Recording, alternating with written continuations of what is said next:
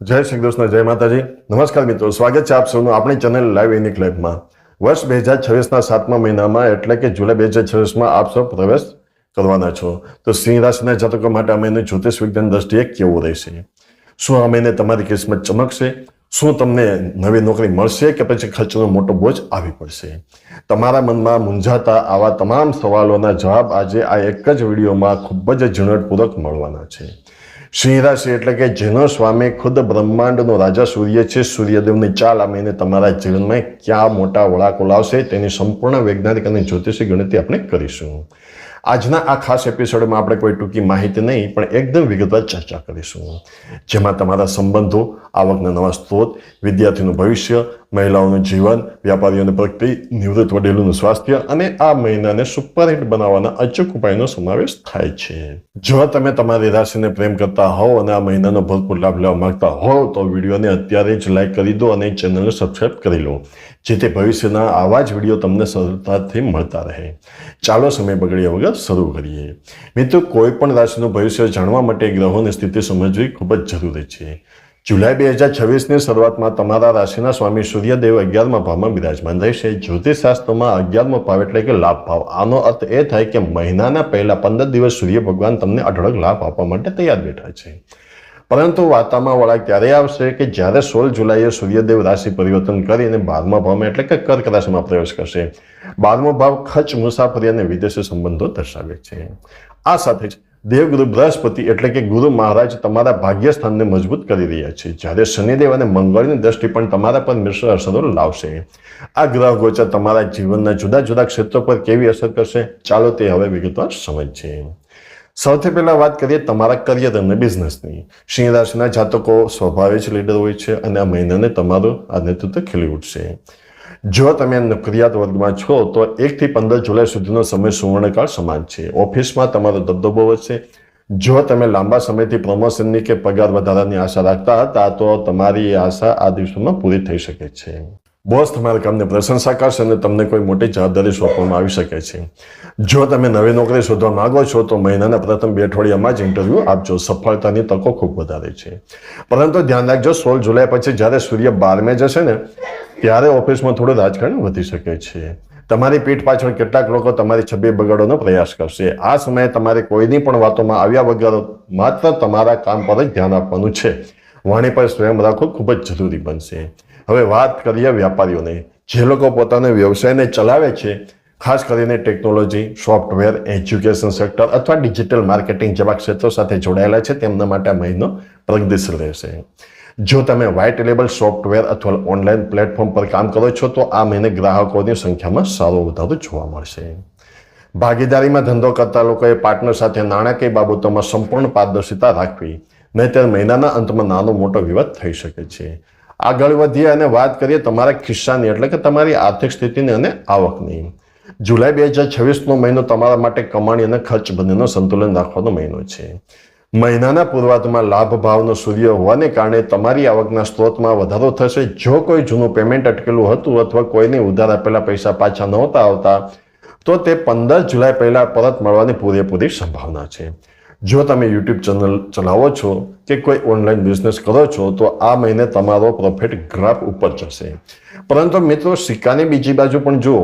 16 જુલાઈ પછી સૂર્ય 12મા ભાવમાં જતા જ અણધાર્યા ખર્ચાઓ લાઈન લગાવીને ઊભા રહી જશે. આ ખર્ચ કોઈ ધાર્મિક યાત્રા, ઘરની લક્ઝરી વસ્તુ અથવા અચાનક આવી પડતી સ્વાસ્થ્ય સંબંધી સમસ્યાઓ પાછળ થઈ શકે છે. તેથી મારી તમને ખાસ સલાહ છે કે મહિનાની શરૂઆતથી જ બચત કરવાનું ચાલુ રાખજો અને બિનજરૂરી શોપિંગથી દૂર રહેજો. રોકાણની દ્રષ્ટિએ જોઈએ તો મ્યુચ્યુઅલ ફંડ કે લાંબા ગાળાના શેર બજારના રોકાણ માટે સમય સારો છે. પરંતુ શોર્ટ ટર્મ ટ્રેડિંગ, સટ્ટા બજાર કે લોટરી જેવી વસ્તુઓથી આ મહિને સિંહ રાશિના લોકોએ બિલકુલ દૂર રહેવું જોઈએ, નહીં તો કમાયેલા પૈસા પણ ગુમાવવાનો વારો આવી શકે છે. હવે વાત કરીએ આપણા યુવા દોસ્તોની એટલે કે વિદ્યાર્થી જીવનની. સિંહ રાશિના વિદ્યાર્થીઓ માટે જુલાઈ 2026નો મહિનો ખૂબ જ નિર્ણાયક સાબિત થવાનો છે. તમારા 5મા ભાવ પર દેવગુરુ બૃહસ્પતિની પવિત્ર દ્રષ્ટિ હોવાને કારણે આ મહિને તમારી એકાગ્રતા અદ્ભુત રહેશે. જે વિદ્યાર્થીનું મન ભણવામાં નહોતું ચોંટતું તેઓ પણ હવે ગંભીરતાથી અભ્યાસ તરફ વળશે. તમારી યાદશક્તિ તેજ બનશે, જેનાથી અઘરા વિષયો પણ સરળતાથી સમજાઈ જશે.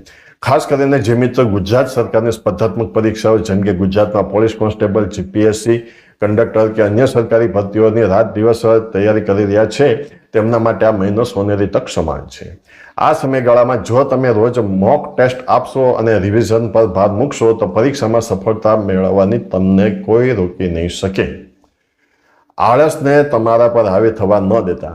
જે વિદ્યાર્થીઓ કોમ્પ્યુટર એપ્લિકેશન, આઈટી કે કોડિંગ જેવા ટેકનિકલ ફિલ્ડમાં અભ્યાસ કરે છે તેમને નવી ઇન્ટર્નશીપ અથવા પ્રોજેક્ટ્સ મળવાના ઉત્તમ યોગ છે.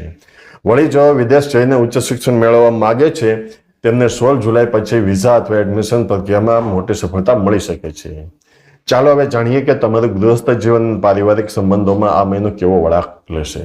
કૌટુંબિક દ્રષ્ટિએ આ મહિનો મિશ્ર ફળ આપનારો રહેશે. મહિનાની શરૂઆતમાં ઘરમાં સુખ શાંતિનો માહોલ રહેશે. વડીલોના આશીર્વાદથી તમારા અટકેલા કૌટુંબિક કાર્યો પૂરા થશે. જો પરિવારમાં ભાઈ બહેનો સાથે કોઈ મિલકત કે જૂની વાતને લઈને અણબનાવ ચાલતો હતો તો 15 જુલાઈ પહેલા બેસીને વાતચીત કરવાથી તેનો સુખદ ઉકેલ આવી જ જશે. ઘરમાં કોઈ માંગલિક પ્રસંગ કે ધાર્મિક પૂજાનું આયોજન પણ શક્ય છે જેનાથી ઘરમાં સકારાત્મક ઉર્જાનો સંચાર થશે. પરંતુ મહિનાના ઉતારામાં એટલે કે 16 જુલાઈ પછી મંગળ ગ્રહની સ્થિતિને કારણે પરિવારના સભ્યો વચ્ચે નાની નાની વાતોમાં દલીલો થઈ શકે છે. સિંહ રાશિના લોકોમાં ક્યારેક થોડો અહંકાર એટલે કે ઈગો આવી જતો હોય છે જેના કારણે સંબંધો બગડી શકે છે. તમારે તમારી વાણી અને ક્રોધ પર કાબુ રાખવો પડશે. યાદ રાખજો મિત્રો, પરિવાર સામે જીતવા કરતાં ક્યારેક હારી જવામાં જ સાચી સમજદારી હોય છે. જમીન કે વાહનની ખરીદી વડીલોની સલાહ વગર ન કરવી. આગળ વધીએ અને વાત કરીએ તમારા દિલની વાતોની એટલે કે પ્રેમ સંબંધોને પરિણીત જીવનની. પરિણીત જાતકો માટે આ મહિનો એકંદરે સારો રહેવાનો છે. તમારા જીવનસાથી તમારા દરેક નિર્ણયોમાં તમારી પડખે ઊભા રહેશે. આ મહિને તમારા પાર્ટનરને તેમના કેરિયરમાં કોઈ મોટી સફળતા મળી શકે છે જેનાથી આખા પરિવારમાં ઉત્સાહનો માહોલ રહેશે. જો કે કામની વ્યસ્તતાને લીધે તમે એકબીજાને પૂરતો સમય નહીં આપી શકો જેથી નાની મોટી ફરિયાદો રહેશે. મારી સલાહ છે કે અઠવાડિયામાં એક દિવસ બધો જ વર્કલોડ બાજુ પર મૂકીને પાર્ટનર સાથે ક્યાંક ફરવા કે ડિનર પર જાઓ જેથી સંબંધોમાં મધુરતા જળવાઈ રહે. હવે વાત કરીએ લવ લાઈફ જીવતા મિત્રોની. જો તમે કોઈના પ્રેમમાં છો અને લગ્ન કરવા ઈચ્છો છો તો આ મહિનો પરિવાર સામે વાત રાખવા માટે ઉત્તમ છે. ખાસ કરીને મહિનાના પહેલા ભાગમાં જો તમે પાર્ટનરની મુલાકાત માતા પિતા સાથે કરાવશો તો હકારાત્મક પ્રતિસાદ મળવાના ચાન્સ ઘણા વધારે છે. બસ એક વાતનું ધ્યાન રાખજો, પ્રેમમાં ક્યારેય અહમ કે જીતને વચ્ચે ન આવવા દેતા. હવે વિડીયોનો એ ભાગ કે જેની આપણે ચેનલની મહિલા દર્શકો રાહ જોઈ રહી હોય છે. સિંહ રાશિની સ્ત્રીઓ માટે જુલાઈ 2026નો મહિનો કેવો રહેશે? આ મહિનો સિંહ રાશિની મહિલાઓ માટે આત્મવિશ્વાસથી ભરપૂર અને નવી ઉર્જા આપનારો સાબિત થશે. જો તમે વર્કિંગ વુમન છો અથવા ઘેર બેઠા કોઈ બિઝનેસ જેમ કે boutique, online reselling, beauty parlour કે સોશિયલ મીડિયા ચેનલ ચલાવો છો તો આ મહિને તમારો ગ્રોથ જોરદાર થશે. તમારી મેનેજમેન્ટ સ્કિલ્સ જોઈને લોકો આશ્ચર્યચકિત થઈ જશે.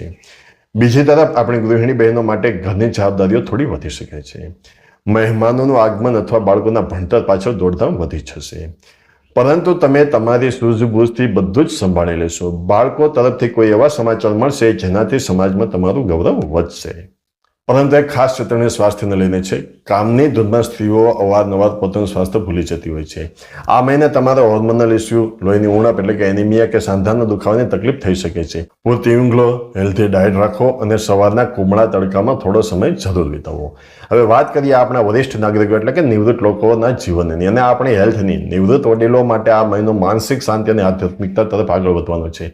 તમે ધાર્મિક પુસ્તકોના વાંચન, સત્સંગ કે સામાજિક સેવાની પ્રવૃત્તિઓમાં વધુ સમય વિતાવશો જેનાથી તમને આત્મસંતોષ મળશે. જૂના મિત્રો સાથે અચાનક મુલાકાત થવાથી જૂની યાદો તાજી થશે અને મન પ્રફુલ્લિત રહેશે. જો તમારું કોઈ સરકારી ફંડ, પેન્શન કે ગ્રેચ્યુઇટીના પૈસા અટકેલા હતા તો 15 જુલાઈ પહેલા તેની ફાઇલ આગળ વધશે અને તમને મોટી રાહત મળશે. સ્વાસ્થ્યની દ્રષ્ટિએ જોઈએ તો મહિનાના પહેલા 15 દિવસ કોઈ મોટી ચિંતા નથી, પરંતુ 16 જુલાઈ પછી સૂર્ય 12મે જતાં જ તમારે સાવધ થવું પડશે. ખાસ કરીને જે લોકો હાઈ બ્લડ પ્રેશર, હૃદયની બીમારી અથવા ડાયાબિટીસ છે તેમણે નિયમિત દવા લેવી અને ડૉક્ટરના સંપર્કમાં રહેવું. આ સમયગાળામાં આંખોમાં ઇન્ફેક્શન કે પેટની ગડબડ થવાની શક્યતા છે, તેથી બહારના તીખા અને તળેલા ખોરાકને બિલકુલ બાય બાય કહી દેજો. અને હા મિત્રો, જો તમે કોઈ પણ પ્રકારના વ્રત, તહેવારોની સંપૂર્ણ માહિતી અને વાર્તા સાંભળવા ઈચ્છતા હોય તો આપણી આ ચેનલ પરથી તમને સમયસર મળી જશે. તો ચેનલ સબસ્ક્રાઇબ કરો અને બેલ આઇકોનને અવશ્ય દબાવો કે જેને કારણે આવનારી દરેક વિડીયો સૌપ્રથમ તમારી પાસે સમયસર પહોંચી જાય. મિત્રો, આપની રાશિનું રાશિફળ દર મહિનાની 23 તારીખે બપોરે 2 વાગે આપણી ચેનલ લાઈવ યુનિક લાઈવ પર મળી જશે, જે જોવાનું ચૂકશો નહીં. તો ચાલો હવે આપણે આગળ વધીએ. મિત્રો, ગ્રહો ગમે તેટલા નકારાત્મક હોય, જો આપણા ઉપાયો સાચા હોય તો આપણે દરેક મુશ્કેલીને હરાવી શકીએ છીએ. સિંહ રાશિના જાતકોએ જુલાઈ મહિનાને વધુ સરળ અને નસીબદાર બનાવવા માટે આ 3 અચૂક ઉપાયો રોજ કરવા જોઈએ. જેમાં પહેલો ઉપાય છે, રોજ સવારે સૂર્યોદય સમયે તાંબાના લોટામાં શુદ્ધ જળ ભરી તેમાં થોડું લાલ ચંદન અને લાલ ફૂલ ઉમેરીને સૂર્યનારાયણને અર્ઘ્ય આપો. અર્ઘ્ય આપતી વખતે ઓમ સૂર્યાય નમઃ મંત્રનો મનમાં જાપ કરો. આનાથી તમારો આત્મવિશ્વાસ સૂર્ય જેવો તેજસ્વી બનશે. બીજો ઉપાય છે, દર રવિવારે ગાય માતાને ગોળ અને ઘઉંની રોટલી પોતાના હાથોથી ખવડાવો. આ ઉપાય કરવાથી તમારી આર્થિક તંગી દૂર થશે અને નસીબના બંધ દરવાજા ખુલી જશે. જ્યારે ત્રીજો ઉપાય છે, જો તમારી નોકરીમાં વધારે અવરોધો આવી રહ્યા હોય કે સ્વાસ્થ્ય સાથ ન આપતું હોય તો રોજ અથવા દર રવિવારે આદિત્ય હૃદય સ્તોત્રનો પાઠ કરવો જરૂરી છે.